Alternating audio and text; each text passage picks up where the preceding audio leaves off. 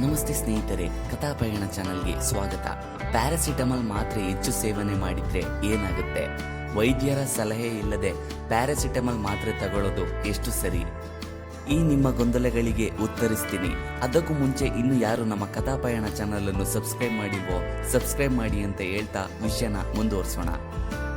ಸ್ವಲ್ಪ ಮೈ ಬಿಸಿಯಾಗ್ಲಿ ಅಥವಾ ಶೀತದ ಅನುಭವವಾಗ್ಲಿ, ನಾವು ಮೊದಲು ಮಾಡೋ ಕೆಲಸ ಮಾತ್ರೆ ನುಂಗೋದು. ಅನೇಕರು ಪ್ಯಾರಾಸಿಟಮಾಲ್ ಮಾತ್ರೆ ಸೇವನೆ ಮಾಡ್ತಾರೆ.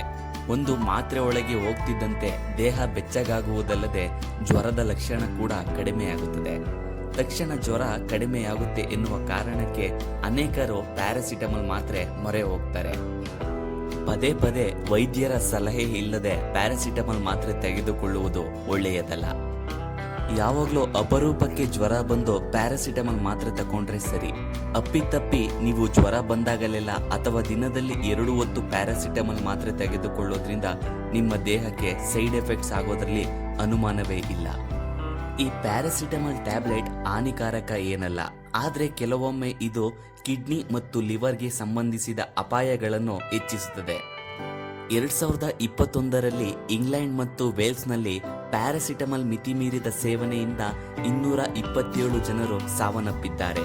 ಜನರು ಅತಿ ಹೆಚ್ಚು ಸೇವನೆ ಮಾಡುವ ಮಾತ್ರೆಯಲ್ಲಿ ಇದು ಕೂಡ ಒಂದಾಗಿದೆ. ನೀವು ಹೆಚ್ಚಿನ ಪ್ರಮಾಣದಲ್ಲಿ ಮಾತ್ರೆ ಸೇವನೆ ಮಾಡಿದರೆ ನಿಮಗೆ ಈ ರೀತಿಯ ಲಕ್ಷಣಗಳು ಕಾಣಿಸಿಕೊಳ್ಳುತ್ತದೆ. ಕೆಲವರಿಗೆ ವಾಂತಿ ಕಾಣಿಸಿಕೊಂಡರೆ ಇನ್ನು ಕೆಲವರಿಗೆ ಯಕೃತ್ತಿನ ಬಳಿ ನೋವು ಕಾಣಿಸಿಕೊಳ್ಳುತ್ತದೆ. ಜೊತೆಗೆ ಮಾನಸಿಕ ಗೊಂದಲ, ಮೂತ್ರ ವಿಸರ್ಜನೆಯ ಕೊರತೆ, ವೇಗದ ಉಸಿರಾಟದ ಲಕ್ಷಣ ಕಾಣಿಸಿಕೊಳ್ಳುತ್ತದೆ.